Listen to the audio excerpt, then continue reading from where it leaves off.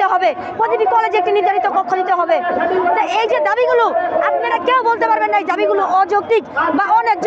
প্রতিটি দাবি ন্যায্য দাবি এবং যৌক্তিক দাবি। আমরা চাই আমাদের অন্তর্বর্তীকালীন সরকারের প্রধান উপদেষ্টা ডক্টর ইউনূস, উনি সম্মানিত একজন ব্যক্তি এবং আমাদেরও আইডল, আমরা যারা ছাত্র বৈষম্য আন্দোলন করেছি, তিনি যত তাড়াতাড়ি সম্ভব আমাদের এই দাবিগুলো মেনে নেয়।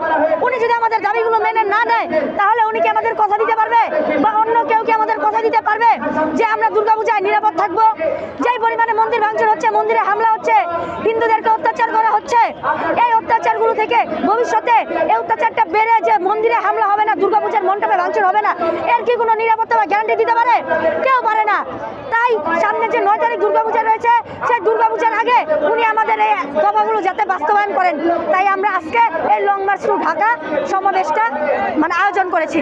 আমাদের বিভিন্ন ধর্মগুরু রয়েছে যাদের মাধ্যমে আমরা এই আয়োজনটা